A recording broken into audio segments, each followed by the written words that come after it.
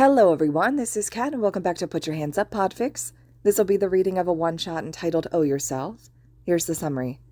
Izuku struggles with a pain in his hands after the sports festival, but because he knows how badly it feels to struggle with pain, he recognizes it in others, specifically his teachers who try and hide it, and decides to do his best to help the ones around him who are also in pain. Or 5 times Izuku helps his teachers when they're in pain, and 1 time that they help him. 1. Yagi Toshinori. Izuku had been battling lingering aches and pains since his multiple bone-breaking display at the sports festival. Of course, he'd been no stranger to pain beforehand, both emotional and physical. It was why he tried so hard to prevent it in others. The last thing he wanted was to see somebody else go through what he had. This situation was a little different from his childhood days of protecting others from bullies, though. Those scraped knees and peppered burns always faded in time, but these pains stayed. The aches clung deep to his bones, gripping them tight as if to hold them in place, keeping him from shattering them again. They were a reminder that he had to do better, be better, keep improving. But a side effect of developing chronic pain was that he was beginning to see it in others. He couldn't exactly help it. It was second nature for him to want to make others feel better, a deeply ingrained instinct. To be fair, though, he didn't need experience with chronic pain to know that his mentor suffered from it. All Might was notorious for neglecting his personal health, and, invoking Recovery Girl's wrath, he regularly had coughed up blood, and Izuku had seen his scar firsthand. Everyone knew he had health issues, and Izuku was no exception. After having his own brushes with chronic pain, Izuku did, however, grow an appropriate understanding of just how exhausting it really was to deal with, and his mentor always put a smile on for him. No matter how badly he was hurting, he'd just wipe at his mouth with a handkerchief and proclaim, "I am here," without a second thought. Well, Izuku couldn't let that stand anymore. So he did what he did best. And one night in the dorms, he stayed up nearly all night to brainstorm on ideas to help him. He had a fresh notebook tucked away in his drawer, and he sat at his laptop all night jotting down notes on how he could best help his mentor. He did truly care for the man, possibly even going so far as to consider him a father figure. That was why seeing him in pain was no longer something Izuku would allow, and step number 1 would be to make sure that he was on his proper diet. Recovery Girl was always nagging him about his meals and how much nutrition he was getting. Since he was missing his stomach, he needed to take extra care of his diet, but the man never seemed to do so. Well, that was all right. Izuku didn't mind teaming up with Recovery Girl on that front. A quick trip down to her office to ask about what he needed to eat was something that she was eager to assist with. He walked out with a list of things he needed and a few vitamin supplements to get a hold of. That weekend, he had made a trip out to the grocery store and prepared a week's worth of food for All Might in advance. His hands ached, and he couldn't quite feel his fingers by the end of it, but when he looked at everything that he'd made, he was happy with it. The next morning, he marched right up to the teacher's lounge with one thought in mind, making sure All Might ate his food. He didn't care how it looked or how many times he had to listen to Todoroki's secret love child spiel afterwards. If he could make his mentor feel better, it was worth it. "All Might?" Izuku asked, knocking on the door. Aizawa was the one to answer, chugging a cup of coffee. He gave him the side eye, as if to ask why he was here so early. I have something for All Might. Can I give it to him?" Aizawa studied him for a moment, before finally relenting and allowing him inside. Izuku looked around, never having actually been in this teacher's lounge before. He'd only ever been in the one that never got used when they needed to talk about One for All quietly. "Young Midoriya, my boy, you're here early." Yagi smiled from the couch, giving him a small wave. "Is there something I can do for you?" "Yes, here, please eat this." Izuku set the box down in front of him, with as stern as a look as he could manage. "Recovery Girl is always telling you to eat better, so I made you something. There's also some vitamins in there, and I wanted to remind you to take your medication as well. I don't mean to be overbearing, but, I'm worried about you." Yagi's entire face flushed a brilliant red, likely out of embarrassment from being called out on his health problems by a student. Izuku felt a little bad, especially when he heard Aizawa snort into his coffee, and Snipe ask in the back if he wasn't actually All Might's secret kid, but he wouldn't back down. His mentor needed this. I mean it, All Might. I really do worry," Izuku admitted, his eyes trained to the floor. The other teachers quieted down then, realizing that he was actually serious about this. "So please, eat this." The irony of that statement was not lost on the man, but Yagi could hardly find it in him to say no to such an earnest request from his beloved successor. Aizawa was right. He was quite biased toward Izuku, but how could he not be? The boy was like a son to him. As he opened the box, he was surprised to find nothing but foods that were perfect for those missing their stomachs. Izuku had to have gone to great lengths to pick all this out. "Well, I can hardly let my student wallow and worry over me, especially since you went through all this trouble for me," Yagi said, plastering on a sheepish smile. "I suppose I'll have to start eating better. I'll have what you made for me, my boy. Thank you very much." "Thank goodness," Izuku breathed out a sigh of relief, pulling out the rest of what he had for that day. "I read that you're supposed to have 6 to 8 smaller meals a day, so I went ahead and budgeted out the entire week in advance." Izuku devolved into a mutter storm about the technicalities, but Yagi was simply sitting there in shock. He'd done all that just for him. But the thought made a warm feeling settle in his chest. If it worried him enough to cause Izuku to do all this, perhaps he really did need to take better care of himself. It was the least he could do in return for Izuku's display of kindness.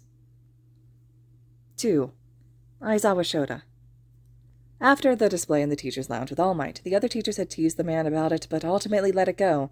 The man was eating properly so far. They didn't realize he was supposed to be eating far more than he was, so they also got on his case when needed. Izuku had no idea about it, of course, though he had suffered endlessly through another round of secret love child conspiracies, as he'd expected. He just snorted and dismissed them with a wave of his hand. Izuku's wrist had creaked with the action, and he resisted the urge to frown. His bones had been protesting more and more these days, but he tried to put it out of his mind. He had better things to focus on. For example, Aizawa-sensei's horrible sleep pattern. He hadn't thought much about it before, simply assuming it to be a byproduct of both being an underground hero and a teacher at the same time, but when they moved into the dorms and his teacher was still showing the same level of fatigue, he worried about it being something else. The man had awful bouts of irritability, too, paired with his dry eye and frequent headaches. Izuku knew the telltale signs of severe headaches. His mother used to suffer from them frequently when he was younger. He wondered if they were more frequent after the USJ, when he'd received that head injury from the Nomu. It was time for another round of research, Midori Izuku style. When he pulled out that same notebook he'd written All Might's notes in, he got in the zone. He came out of it all with a better understanding of headaches, migraines, and the subject of sleep overall.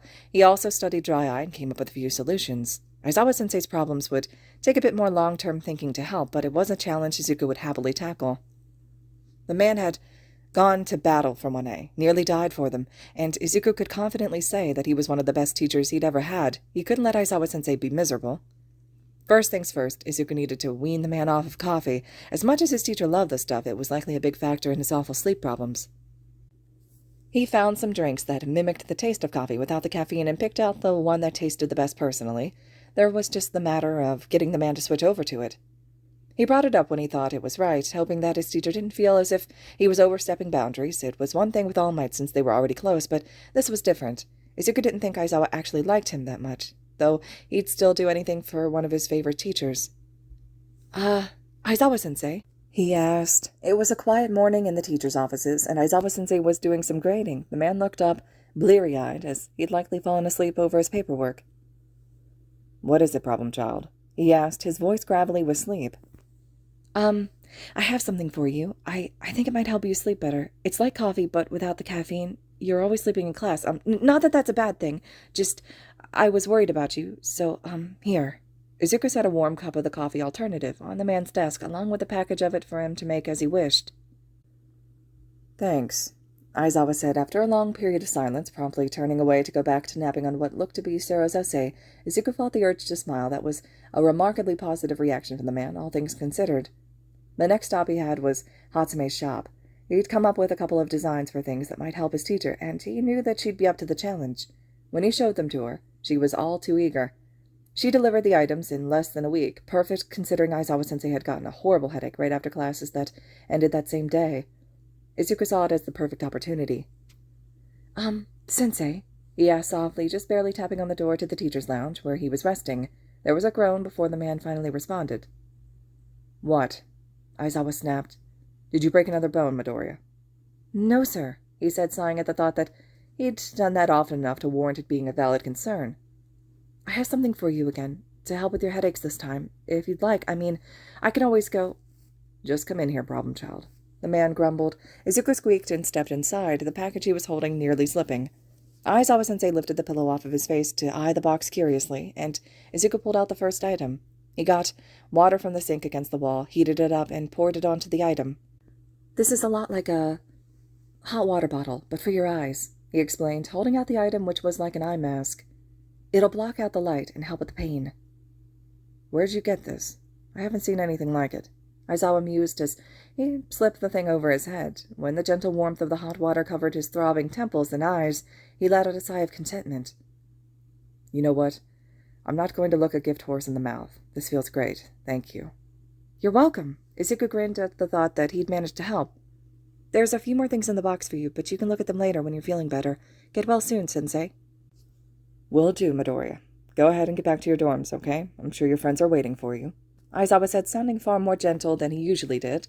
Izuku dismissed himself quietly, leaving the teacher alone. When his headache finally had subsided, he took off the mask and decided to poke around in the box Izuku had left him. To his surprise, there were several things. Alongside a note in Izuku's handwriting, it was an explanation of each thing and how they could help him.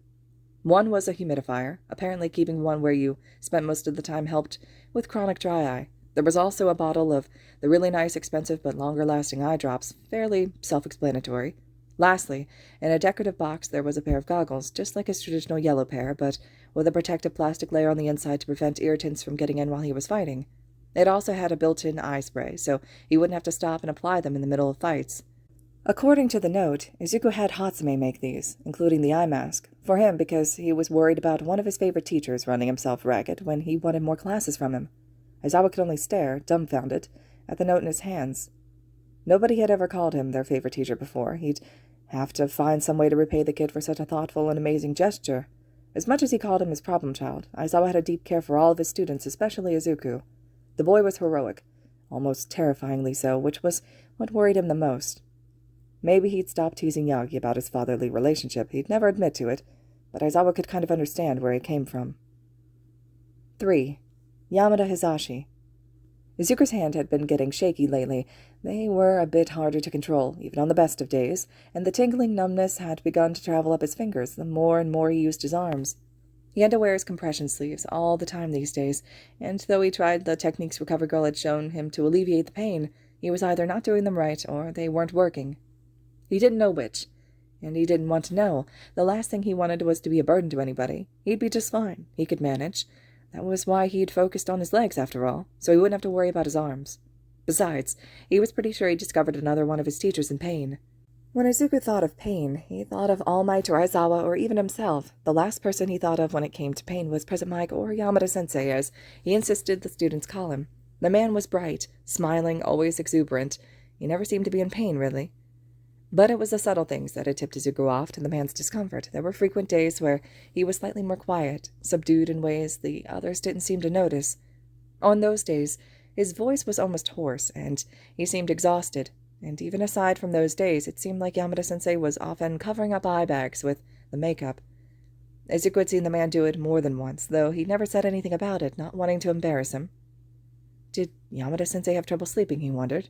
And did his quirk cause him frequent sore throats from his quirk, or exuberance, perhaps? Izuku knew that yelling could also cause headaches sometimes. Maybe he could get the man one of those eye masks that Hatsume had helped him make for Aizawa. He needed to do a little bit more research. He didn't know a lot about voice or throat-related things, so it was time for Midoriya-style research again. Even if it was for something like this, he relished an academic challenge of any kind. So, with another section in his notebook outlined and ready to go, Izuku got down to business to work on helping Yamada-sensei. His sleeping habits would be harder to fix, since he had a radio show he ran at early hours of the morning, and school to take care of on top of it. The man didn't seem to actively patrol anymore these days due to his packed schedule, but he did missions when he was called out to them, and he ran a hotline for those in trouble through his radio show. He really was an incredible hero, doing all of that for others. Izuku had grown up listening to Put Your Hands Up radio, and it hurt to see somebody he really looked up to in pain like that. When he was done reading, he figured there wasn't a lot he could do to prevent the pain beforehand if it was the yelling. As for the headaches and the sleep schedule, well, he couldn't exactly fix those either, but he'd do his best to help. He had Hatsume make another one of those eye masks, and on a day when the man seemed to be struggling a little bit, he brought him a thermos of hot tea with honey. Here you go, Sensei. You seem tired, and your voice sounds tired. I hope you feel better soon." Yamada blinked in surprise at the sudden appearance of the green-haired child at his desk, but his expression softened when he realized he was bringing him something to help him. He hadn't thought he was being so obvious, but apparently it was bad enough for the students to notice. Still, it was nice of Izuku to do that for him, he thought. Yamada accepted the tea with a smile. "Thanks, little listener." he said happily, though he winced at the strain it put on his voice. Izuku frowned a little bit. You know, you don't have to be excited and happy all the time. We understand if you want to have a calm day, Sensei. It's just us, not civilians, Izuku said gently. Yamada seemed to take that in, shocked the boy had seen right through him. It's exhausting to put on a smile all the time, huh? Yeah, it is, Yamada said, almost a little suspiciously. Izuku sounded like he knew from experience, but what experience did he have, he wondered. He looked like the embodiment of sunshine all the time, with some of it fake or practiced. Izuku seemed to sense the gears turning in his head, so he quickly changed subjects and handed over the eye mask. I also have this for you, Sensei. You look like you get headaches a lot, so put hot water in this and put it over your eyes. It should help, kind of like a warm compress. Anyways, that's all, Sensei. Just, take it easy, okay? I like learning from you. English is one of my favorite classes, so don't burn yourself out, please. Yamada had a soft smile at the earnest request from his student. How could he be anything but appreciative of such genuine concern? He patted Izuku's head gently and took the mask from him. Thanks, little listener. I'll take it a bit easier. I'm sorry for worrying you. Just rest easy. Izuku smiled back much the same way, and he nodded as he took his seat, but that conversation left another thought in his head. Yamada-sensei must have days where he practices smiles too. Maybe he could do his best to boost his mood on those days. He always did love interaction. Izuku started speaking up more often in class, responding to the call-and-response shouts their teacher did. It always earned him a genuine grin, even when he was the only one doing it.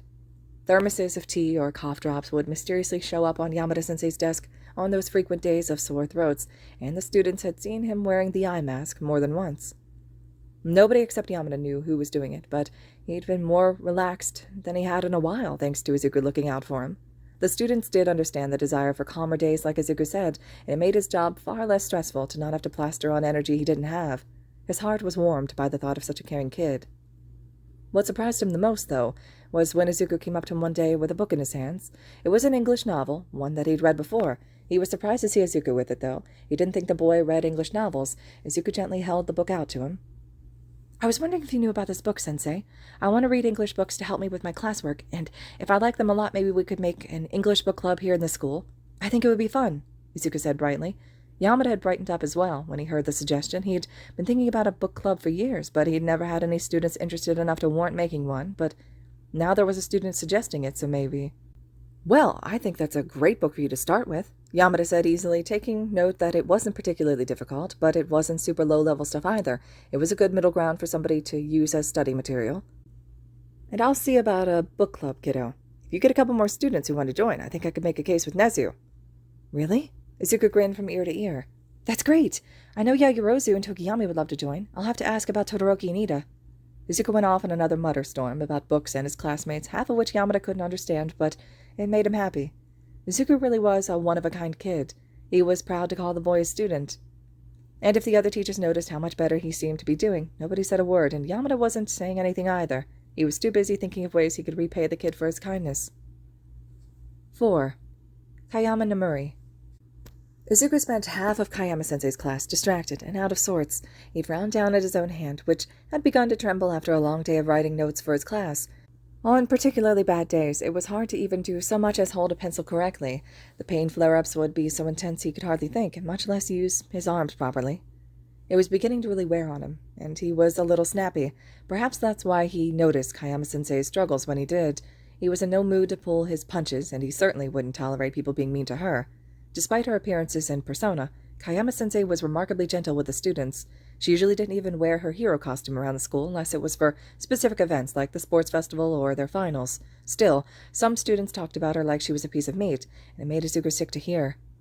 He could only imagine what it was like for Kayama-sensei herself, who had to hear that stuff said about her on a daily basis, and had things insinuated about her by other hero professionals simply because of the persona that she presented to the public. Well, Izuku didn't want to hear any more. Kayama-sensei was nice to him, and she always complimented his essays and art. If he heard one more person talk about her in an unsavory way, he'd lose his mind. "Did you see Midnight's appearance on TV the other day?" Mineta asked almost excitedly from his seat behind Izuku. He and Kaminari were talking as usual, but Izuku was in a god-awful mood, and he had no anxiety as he usually did. "Yeah." Kaminari nodded. Mineta seemed to lean in, though he was clearly whispering loud enough for the others to hear, including Kayama-sensei herself, who was frowning as she wrote on the board. She typically broke these kinds of conversations up before they started, but everyone had days where They just didn't have the energy. She was so hot in that new suit. I can't wait until I graduate then. Mineta was cut off by Izuku standing sharply from his desk and slamming his hands down on Mineta's desk instead, startling the boy so badly he went pale. If Kayama-sensei wouldn't break up the conversation, he certainly would. "And then what, Mineta-kun?" he asked slowly. The purple-headed boy looked very afraid all of a sudden, though Izuku had no idea how terrifying his face actually looked. "Why do you talk about her like that? Like she's not right there in front of the classroom. Women are people, Mineta. They're not objects. You need to learn how to respect them, or nobody will want to work with you, and you'll just be sad and alone in the future. I don't want to hear any more comments about the girls or the teachers, understand?" Mineta swallowed thickly, trying not to look queasy as he nodded. Izuku released his tense, painful grip on the other boy's desk without a word. He sat back down in his own seat, with a sigh, and rubbed the throbbing muscles in his fingers. "Sorry about that, Sensei," he said softly, looking up at her with a sympathetic expression. "Please continue with your lesson." Kayama-sensei had some kind of indecipherable look on her face, but she nodded. When Izuku saw her lips quirk up and on just the barest hint of a smile, he knew that he'd said the right thing. "We'll have to talk about the appropriate time for those conversations, but it's certainly understandable to have it. Thank you, Midoriya. And as for you, Mineta, he's correct. Try to take what he said to heart." The rest of the class period went by in stunned silence from his classmates. They'd never heard him make such an outburst before. Some of the girls looked appreciative, but for the most part, they were all shocked he was capable of getting so snappy with any of them, even Mineta. Izuku couldn't bring himself to care about that, though. His hands were hurting really badly. Maybe he'd ask Todoroki for some ice at lunch. For now, he decided to do his best to focus on Kayama-sensei's lesson. He did genuinely enjoy learning from her, after all.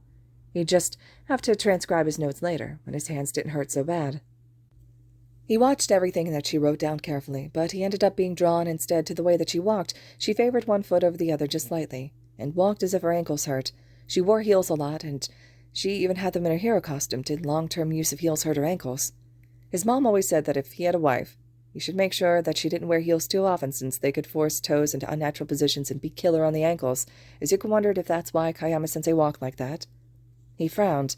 So many of his teachers were hurting, even in small ways, and just like Yamada-sensei, he didn't particularly associate her with pain. She was always upbeat and happy, but he knew the comments had to get to her sometimes, even if she never acknowledged them and cracked down on talk of her in class. They still had to hurt, a lot. Emotional pain was still pain after all. Izuku knew that from experience. He'd do his best to help Kayama-sensei too. When his hand stopped hurting, of course. He didn't want to mess anything up and make it seem like he wanted attention. Being a burden or an attention seeker was one of the biggest fears thanks to the education system he'd grown up in. Shaking off the negative thoughts, he'd muddle through the rest of the school day with a gentle reminder from Kayama-sensei to leave those talks to the teachers in the future, though she appreciated it and assured him he wasn't in any trouble. When he got back to the dorms, he did research on the long-term effects of wearing heels and how to combat pain from frequent use. Despite what his mother told him, he wasn't going to just dictate Kayama-sensei's choice in shoes, so he did his best to come up with ways to make them more bearable. It took a couple of stores and another trip to Hatsume, but he got everything he needed. The inventor didn't even question why in the world he would need any of this stuff, thankfully just intrigued by the blueprints and eager to make stuff. He wasn't sure about Kayama-sensei's shoe size or art type, but he had to guess at a couple of things. He just hoped they worked. The next day there was a gift left on her office desk with a note. "Here are a few things for you, Kayama-sensei. I hope your feet feel better. The compression sleeves go around your ankles, and they should help. There are a couple of other things in here that I think you would like for days that you wear heels. Also, my mom says an old trick for making heels less painful in a pinch is to tape your third and fourth toes together. I don't know how well it actually works, but I thought I'd let you know about it anyway. Midori Izuku." "Midoriya got you too, huh?" A chuckle from her friend and co-worker startled Kayama out of her thoughts as she was reading the note. She looked up to see Yamada there, looking at the stuff in the box. There were shoe inserts, ankle compression sleeves, and heatable foot wraps to ease the pain. "I don't even know how he knew my feet were hurting," Kayama murmured, gently lifting one of the inserts out to look at it. "I didn't think—" "That you were advertising it? Yeah, me neither." Yamada chuckled again. "Apparently he's been going around and mother-henning the teachers. You saw the way he goes after Yagi when the guy doesn't eat." "Well, their relationship is different, you know," Kayama mused, taping the note up along the wall of her little cubicle with a fond smile. "I didn't think that he paid that much attention to us, let alone cared enough to go and get all this stuff." "Ah, that's where you're mistaken." Another voice joined them and startled them both, and they looked up to see Yagi walking to them.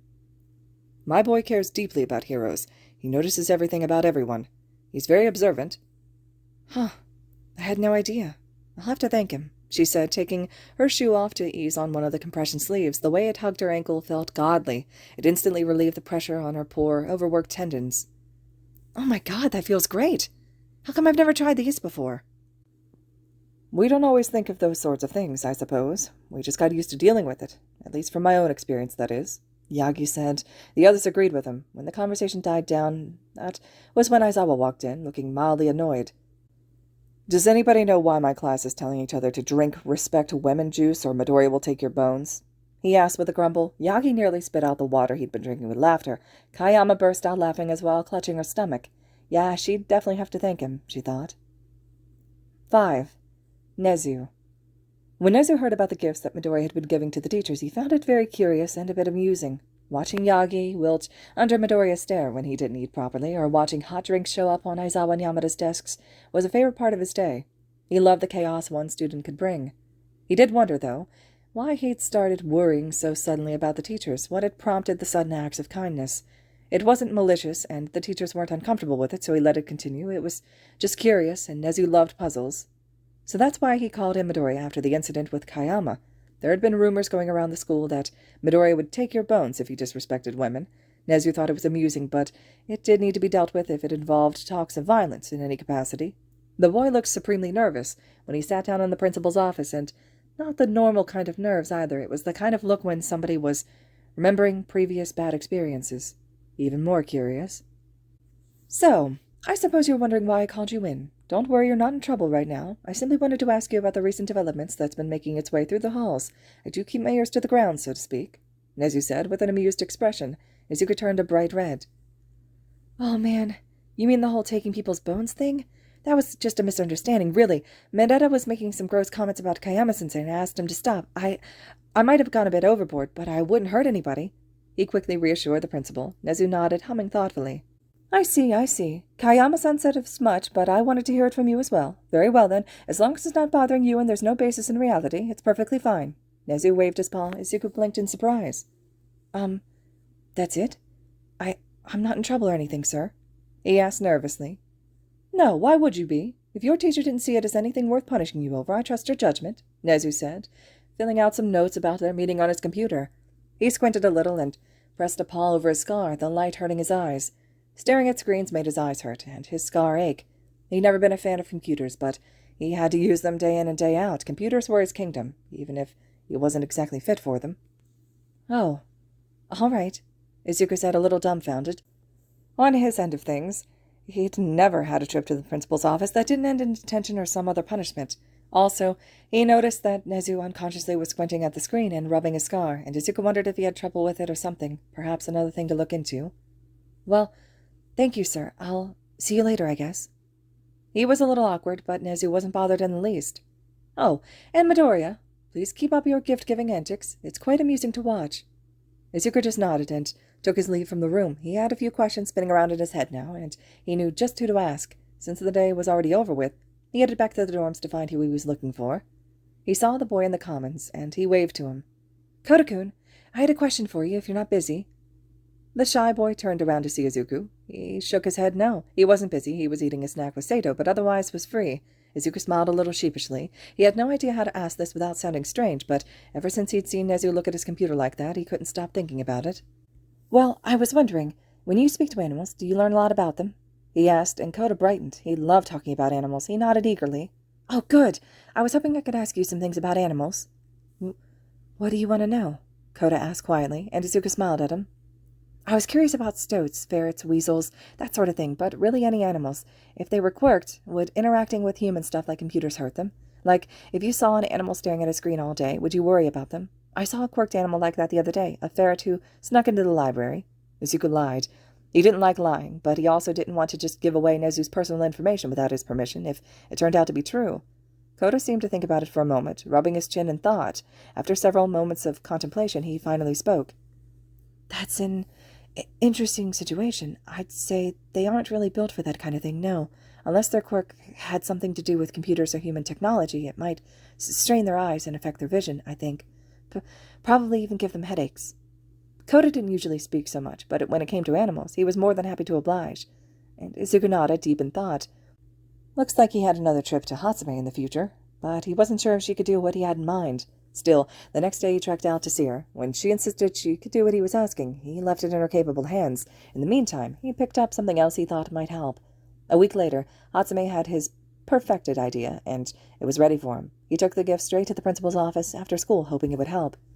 Nezu had been principal for many years, and likely used computers for even longer. Prolonged exposure to the screens had to have been taking its toll, and if Koda was right, he was likely suffering from frequent headaches. If Hatsume was right, this should help reduce the strain significantly. When he reached the principal's office, the door somehow opened before he could even complete his first knock. Somehow the principal always just knew when people were there. He stepped inside quietly, watching Nezu sip at his cup of steaming tea. "How can I help you today, Midoriya-kun?" Nezu smiled. Izuku smiled back and set down the 2 gifts he got in order to help. Making sure those around him were okay had come second nature to him at this point. How could he not want to help the first kind adults in his life aside from his mother? It was like asking the sun not to rise. "I have these for you, Principal. I noticed you seemed to have trouble with your computer screen when you called me into your office the other day." Izuku opened the box and lifted out a pair of strangely tinted glasses. "These should lessen the strain on your eyes when you look at the screens. Assuming that my guess of you being mostly stoat mixed with some mouse and dog traits is correct." "Oh my." Nezu blinked, genuinely surprised. "I don't believe I've had a student correctly guess that before, but you'd be right. And these glasses are made specifically for a combination of those 3 animals. The lenses will keep your eyes from hurting when you have to stare at screens all day, and, this is scar cream." Izuku pushed the other thing forward. Nezu eyed it almost suspiciously, and Izuku knew what he was thinking. "It isn't because I pity you or anything, sir, honestly. I saw you rubbing it, and I thought it might hurt you sometimes. Mine hurt me, too." Izuku rolled up the sleeve of his right arm, the one that had taken the brunt of his bone-breaking escapades during the beginning of One for All. Nezu had presumably never seen the scars before, so he was just reassuring him that it came from experience. "So, I just thought that if it helps me, maybe you'd like some. I like that brand the best." "Well, that's very thoughtful of you, Midoriya. I appreciate the gesture. I'd never thought about asking for specialized glasses before. I suppose I simply got used to putting up with the screens," Nezu finally said, his expression turning more gentle. He placed the glasses on his head curiously. He found they were even specifically tailored to his head shape as well, with a little strap to keep them in place. "Well, I hope they help." Izuku bowed a little. I guess I'll go now. That's all I wanted to say." "Why not stay for a game of chess before you go?" Nezu offered, pulling out another empty cup and saucer from somewhere and filling it up with tea. "We can have tea while we play as well." "Oh, if you'd like, that would be fun." Izuku smiled when he took the hot cup of tea in his hands. The heat seeped into his weary muscles and bones and made him a lot more relaxed. He found it quite soothing, honestly. If anybody heard Nezu's maniacal cackling laugh from his office halfway through the game, they certainly didn't say a word about it. Nezu had found something quite curious in Midoriya Izuku, that much was for sure. +1. Izuku felt like he could cry. He just wanted some hot chocolate. Firstly, his day had been awful. He'd had training, and for some reason, though things had improved between them, Bakugo had been unusually abrasive. He'd fumbled Yamada-sensei's cup of tea that he always brought, and the winter air made his pain and numbness flare up with a vengeance. And then after school, he'd been in a bad mood because of all of that happening, and he'd accidentally gotten snappy with Uraraka when he didn't mean to. He'd felt awful about it, but she wouldn't speak to him for the rest of the day. He kept to himself for the rest of the afternoon as well, not trusting himself to not accidentally hurt anybody else's feelings. He remembered what his mother always did for him on bad winter days like this. She made him a cup of hot chocolate and put on his favorite All Might video. It might have been a little childish, but he felt like it was exactly what he needed right now. Afterwards, he would go and apologize to Uraraka properly, and things would be all right, he hoped. He'd gone to the little convenience store down the road from UA to grab some of the instant mix and some milk since they were out. It was winter, and the cold always made his hands worse, his bones creaking as if they too were freezing, so he'd gone to get the mix, braved the cold and everything, and came back to the kitchen to try and warm up his hands. Evidently, it wasn't enough, though, because his traitorous hands trembled and gave out when he got his mug out of the cabinet. It slipped from his hands and shattered all over the floor, and suddenly there went his favorite mug. He'd had that All Might mug since he was a little kid, a gift from his mother. And when he knelt down to pick up the pieces, he couldn't even hold his hands steady enough to keep hold of them. He was sitting on the floor with his favorite mug in pieces, his hands killing him, and he was pretty sure one of the scattered ceramic pieces was cutting into his leg right now. He'd had such an awful day that this was just the last straw on the camel's back. He couldn't help it. He sat there angrily, crying, and sniffling with the mug broken all around him. "Midoriya?"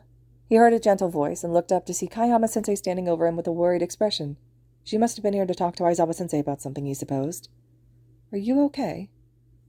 I'm fine, he said hoarsely, forcing his shaking hands to wipe at his eyes.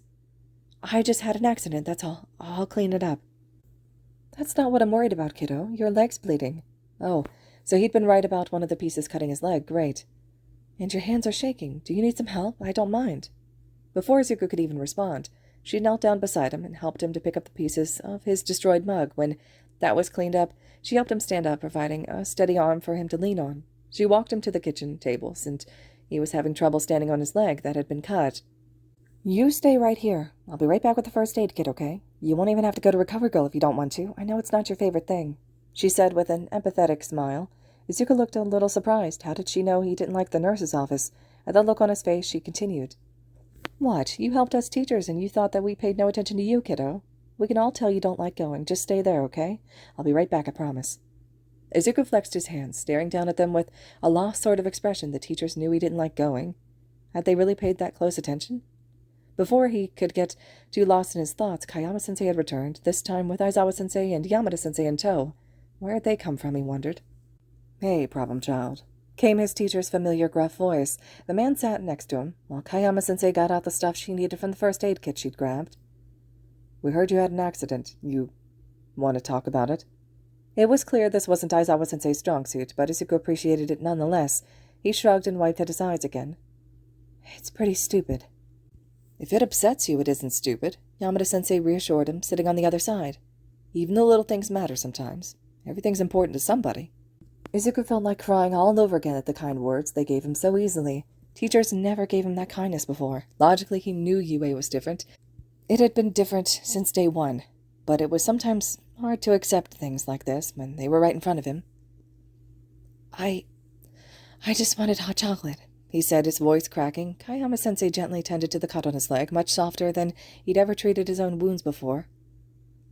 I had a really bad day, and I just wanted hot chocolate, and then my stupid hands. Izuku hiccuped and clenched his hands into fists, trying to bring some feeling back into them. It hurt so bad, but sometimes the pain helped him feel grounded. It was a constant reminder that he still wasn't good enough. Your hands, little listener? Yamada-sensei asked, his eyebrows drawn up in worry. Izuku finally relaxed them, staring down at his scarred fingers. They hurt a lot. They shake. I can't keep them steady. The cold makes it worse, and it hurts, Sensei. He hung his head, almost seeming ashamed of himself. It's my fault. I couldn't stop breaking my bones, and this is what I get.